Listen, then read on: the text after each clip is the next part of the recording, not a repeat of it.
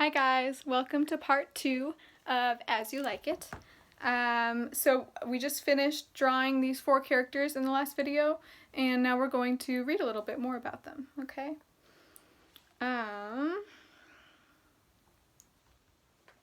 So, where are we? So, what my father hath taken away from thy father, I will render thee in affection, Celia promised Rosalind. So what that means is so Celia is saying that what her father has taken away from Rosalind's father, the Duke, I will render thee in affection. So I think she's saying she's going to make up for the loss her father has suffered by just loving her cousin, right? And being there for her, and being a good friend.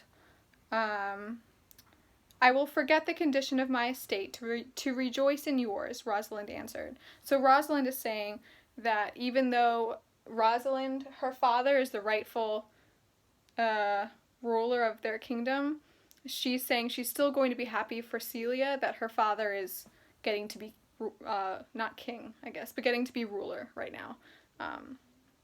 So they're just being very kind to each other and very happy for each other's successes, right? One day, to amuse themselves, the two girls strolled over to a wrestling contest on the palace grounds. When they reached the field, Frederick called to them. He pointed out a slender young man who had come to court to win money by fighting the court's barrel-chested wrestling champion. Frederick did not relish such an uneven match.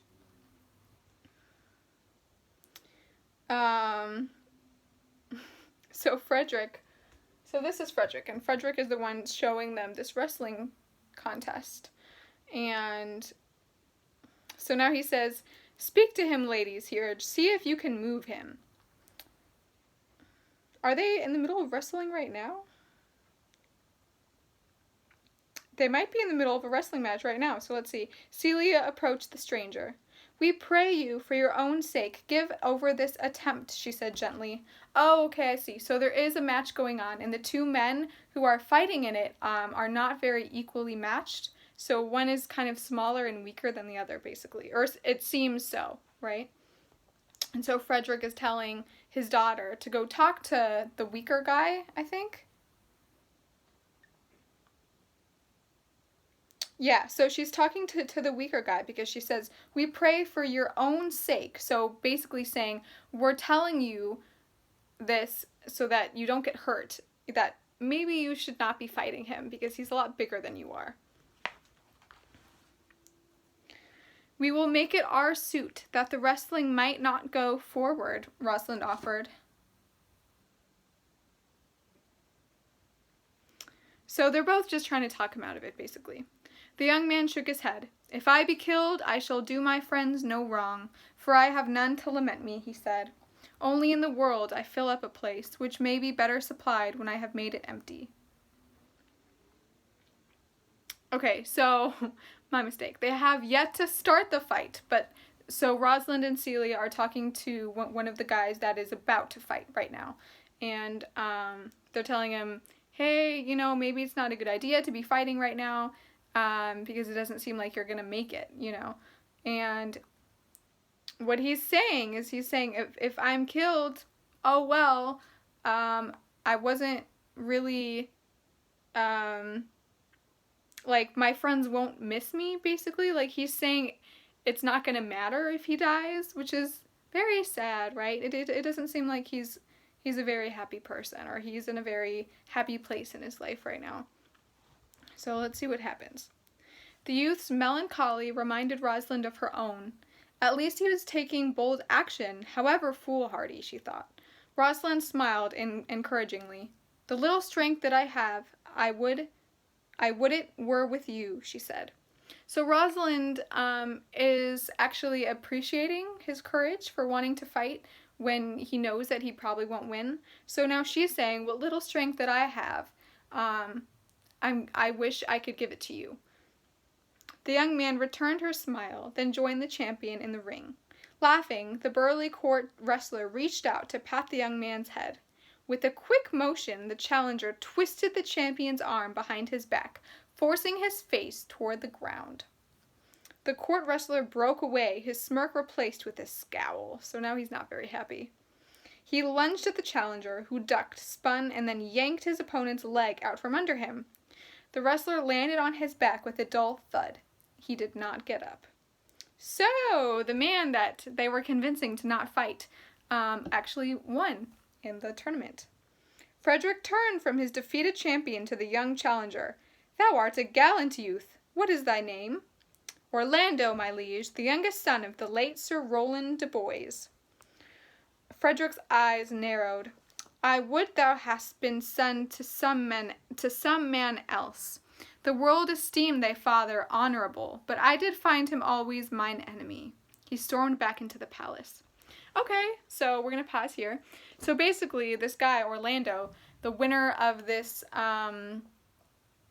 wrestling competition, he turns out to his father, I guess, Frederick knows. And he's saying, even though your father was honorable, we were enemies. So he left. He stormed off. He's kind of upset that this guy won, who ended up being one of his enemy's sons. So we're going to draw Orlando. Okay. And where shall we draw him?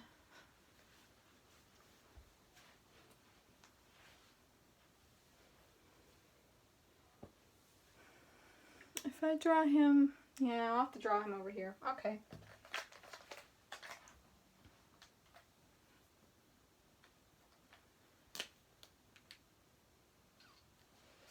Alright, so I'll draw him here, guys.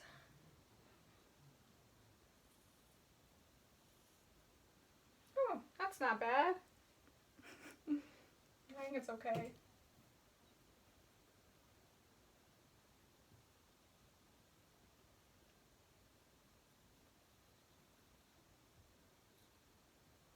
So this is Orlando. And I guess, what kind of hair shall we give him? I'm running out of styles, you guys. This is really bad. Oh. Wavy, maybe? But this guy has wavy hair. They all have wavy hair. Gosh, I don't know. Maybe not. Brown? Goodness gracious. Shall we give him blue hair? Let's change it up. I'm going to give him blue hair.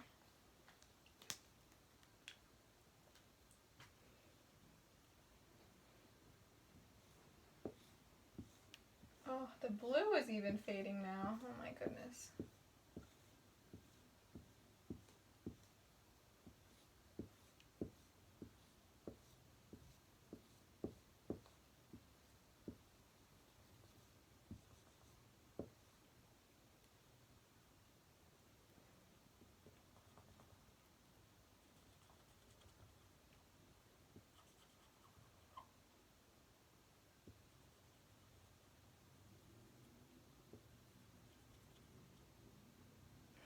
Okay. I feel like I drew his eyes too high.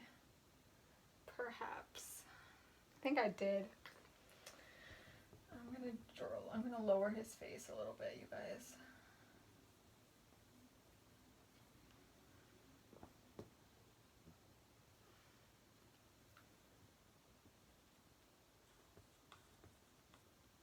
Okay.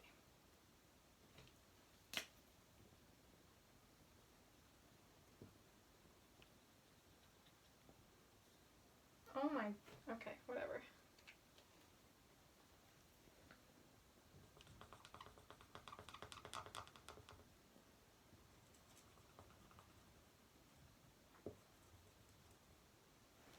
Okay.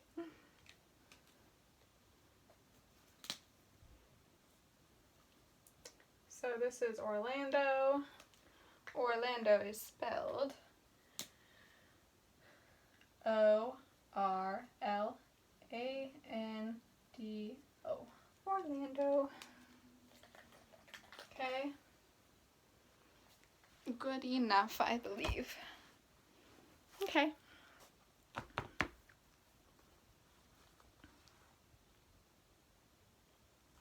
Okay, Rosalind studied Orlando's face. My father loves Sir Rowland as his soul, she whispered to Celia. Orlando removed a chain from her neck and handed it to Orlando. Sir, you have wrestled well and overthrown more than your enemies. Her accidental confession that Orlando had conquered her heart brought a flush to her cheeks. She hurried away, with an amused Celia trailing behind. Ooh, so Rosalind has a little crush.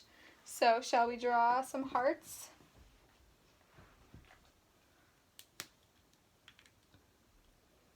I'm going to draw some hearts. So, right for now,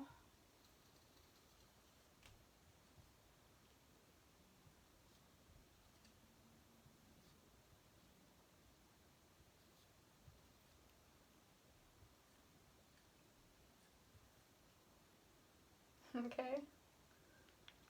So, she has a little crush on Orlando. And she told him.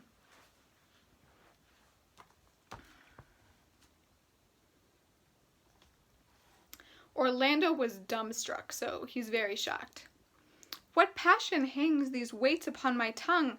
I cannot speak to her. He watched Rosalind until she was out of sight. Oh, poor Orlando, thou art overthrown, he said to himself. So he's saying he's so shocked and that Rosalind is talking to him that he doesn't know what to say to her. A courtier hurried up to the young man. Leave this place, he whispered to Orlando. Such is now the Duke's bad humor that he misconstrues all you have done. The courtier warned. Orlando agreed to go, but not before the court attendant told him about the two gracious young ladies he had just met. So I guess this courtier, I think is how you say it, someone who works in the court for Frederick, the ruler. And Frederick, remember, told Orlando that he doesn't really like his father. So the courtier came and told Orlando to leave because Frederick's not very pleased. So Orlando's going to leave. As Orlando walked home, he thought longingly of Rosalind.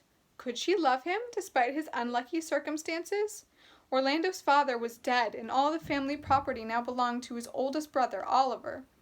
Oliver was supposed to see that Orlando got a gentleman's education, but he was jealous of Orlando's good looks and fine spirit. Oliver kept his younger brother working in the fields, dressed like a laborer and treated like a servant. That's not fair. Now that Orlando was grown, he intended to seek his own fortune. The wrestling match had been his first attempt. If he was going to be a worthy husband for Rosalind, he needed success now more than ever. So, he has a thing for Rosalind too. So I will give him an arrow too. Okay, so it is now mutual. Does that even look like an arrow?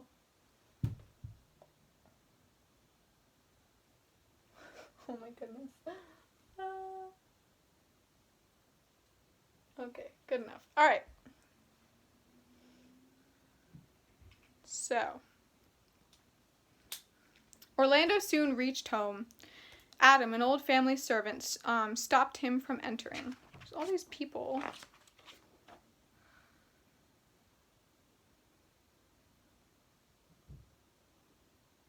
Oh, I guess we should draw Oliver, Orlando's older brother. Okay, so we're going to draw Oliver.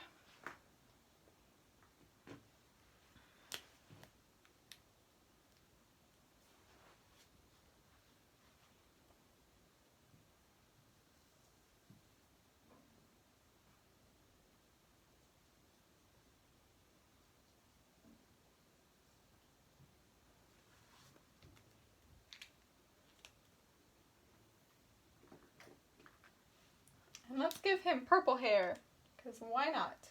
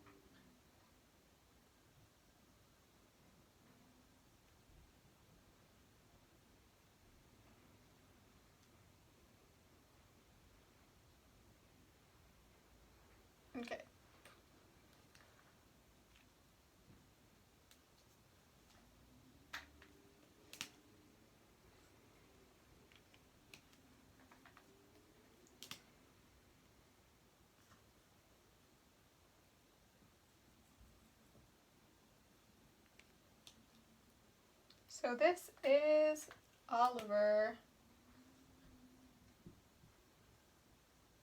Okay, and they are brothers.